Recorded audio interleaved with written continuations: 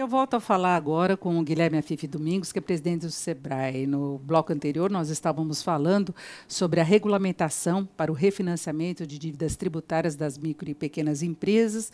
E agora nós vamos falar sobre a situação financeira de um modo geral. Primeiro, em relação a esse refinanciamento, as empresas que já estavam devendo sofreram alguma punição na mudança do ano em relação à regulamentação do Simples? Nós orientamos essas empresas a apelarem ao financiamento previsto na lei, que era de 60 meses, com juros e multas escorchantes.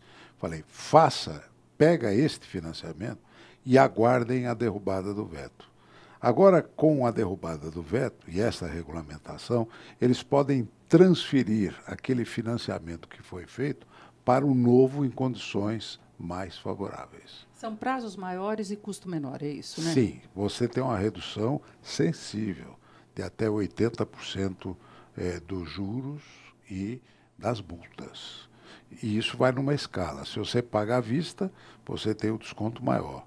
Se você paga no prazo de 120 meses, ele cai um pouquinho, mas você continua tendo uma redução.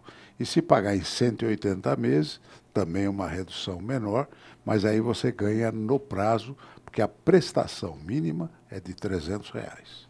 Agora, a equipe econômica não gostou muito da ampliação aí do universo de empresas beneficiadas por esse refinanciamento, alegando uma perda de arrecadação da ordem de 20 bilhões de reais. Como é que o senhor vê essa reclamação? Não, primeiro isso está errado, 20 bilhões. O cálculo que a Receita fez foi de 7 bilhões em 15 anos. Que perda é essa? Eu não estou recebendo o juro integral e não estou recebendo a multa integral. E com esse juro, com essa multa, você também não vai receber o imposto integral. Então, você tem perda de arrecadação. Na hora que você reduz o juro, reduz a multa, mas mantém o valor do imposto, você tem muito mais chance de receber. Portanto, é uma questão só escritural, para dizer que eu tinha que receber tanto e não vou receber. Não ia receber nada. Portanto, hoje, o refinanciamento faz com que ele tenha a perspectiva de receber, sim. A burocracia ou a burocracia fiscal é terrível. Agora, o senhor falou que é a primeira vez que as micro e pequenas empresas têm uma condição como essa de refinanciamento.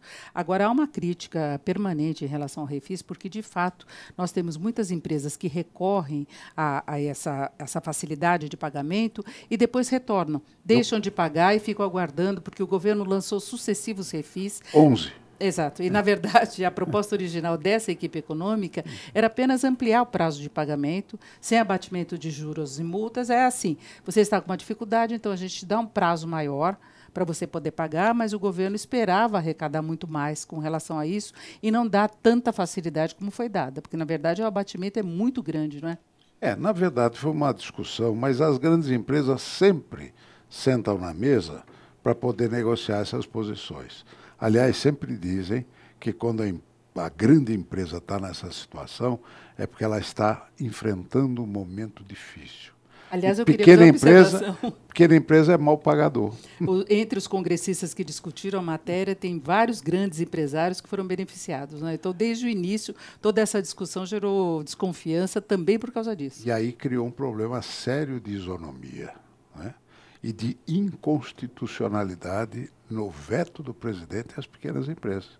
Porque, ao ferir o princípio de isonomia, a pequena empresa não é isonomia, ela tem prevalência sobre as grandes. Você tinha que fazer primeiro o pequeno, porque ele tem um tratamento diferenciado previsto na Constituição. Portanto, eu também não gosto de refis, não gosto, não sou a favor, né? Mas, neste caso, da pequena empresa, neste momento, era uma excepcionalidade que ajuda a empresa e ajuda o próprio governo em melhorar a sua arrecadação no médio prazo. Agora, Dr. Guilherme, o senhor salientava há pouco a quantidade aí crescente de pessoas que querem se transformar no empreendedor. ter a própria empresa, virar o patrão, deixar de ser empregado, até pelas condições da economia. Agora, o senhor vê um preparo maior desse profissional para virar um empreendedor, porque a gente sempre teve um número muito grande de fechamento de empresas. A economia, mesmo melhorando, ela ainda impõe dificuldades. O consumo não decolou, a gente tem ainda algumas travas.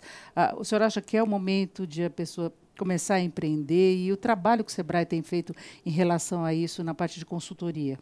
Olha, na verdade, esse sonho já vem com a pessoa. Ela acalenta a ideia de ser patrão de si mesmo, de ter um negócio, né? Normalmente com alguma habilidade que ele já possui ou ela já possui. Por exemplo, aquela que sabe pentear bem, então eu posso ser uma cabeleireira. Então dá para eu montar um negócio?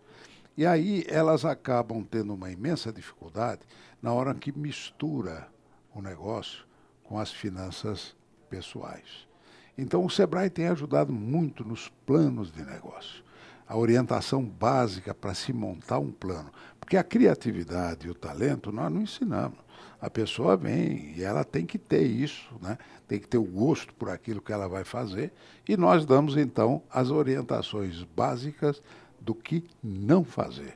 Do que fazer, ela deve saber por conta própria. Agora, como é que a pessoa pode ter acesso à consultoria do Sebrae? Tanto quem pretende abrir um negócio, como quem já está enfrentando dificuldades no gerenciamento. Nós temos uma imensa rede de atendimento esparramada em todo o Brasil, os 27 estados, nas principais cidades dos estados. Agora, o importante é ela entrar no portal, porque tem muita coisa hoje que nós já estamos fazendo transmissão digital, de cursos, de orientações. Então, entre no site do Sebrae, que você será bem encaminhado. Às vezes são algumas dicas aí, pequenas até, mas Sim. que pegam exatamente no ponto da falha de gestão. Agora, vamos falar um pouco de política. Opa. Não é? O senhor já se coloca aí quase como um pré-candidato também à presidência pelo PSD. Houve uma mudança aí do ex-ministro Henrique Meirelles, ele mudou de partido, também se lançando a candidato, né, à presidência.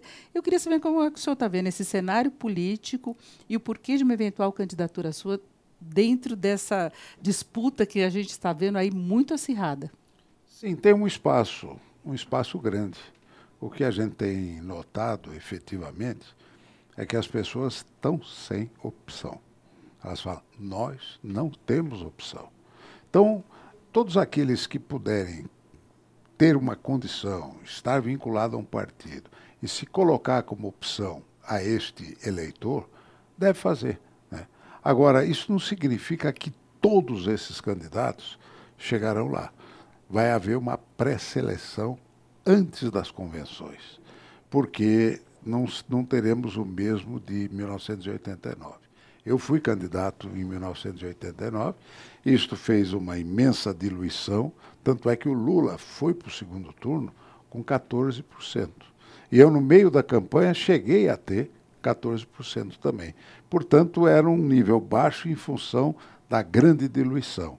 Nesta eleição, eu acredito que haverá um maior porte de candidatos, porque os partidos estão muito mais interessados em eleger deputados e usar o dinheiro do fundo partidário para eleger deputado do que para investir em candidatos à presidência. Agora, em princípio, a gente já tem uns 15 ou 16 pré-candidatos.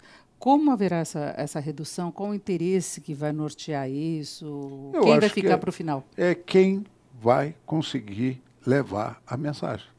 Uma mensagem que seja bem aceita, que ultrapasse essa barreira da desconfiança, porque a desconfiança no político e na política é total. Então você tem que vencer essa barreira através de uma história, através do seu currículo, aquilo que fez no passado, de não estar envolvido em nenhuma dessas mazelas que hoje estão inundando os jornais, as rádios e as televisões. Quem passar incólume por isso tem uma chance de ser olhado pelo eleitor como uma verdadeira opção. Agora, a aliança partidária não vai falar mais alto do que essa mensagem, porque a gente vê as coligações, a busca por mais espaço na propaganda eleitoral, por mais recursos do fundo partidário. Isso tem norteado muito as negociações por enquanto, e a gente também vê uma certa ruptura em alianças antigas e algumas divergências, inclusive no plano estadual, no plano federal. Como driblar tudo isso? Eu acredito que hoje as alianças estão muito mais acontecendo no nível do Estado, né? Porque ali é o palco da eleição parlamentar. Então eles têm que montar uma aliança que seja uma aliança forte para poder eleger o maior número de parlamentares. Então aí as junções partidárias vão acontecer em total arrepio com aquilo que pudesse ser acordado no nível nacional. Haverá um descolamento da eleição nacional com as eleições estaduais, eu não tenho a menor dúvida. Vamos aguardar. Nós conversamos com Guilherme Afife Domingos, que é presidente do SEBRAE. Eu agradeço muito a sua participação. Obrigada. Eu que agradeço. Um abraço a todos.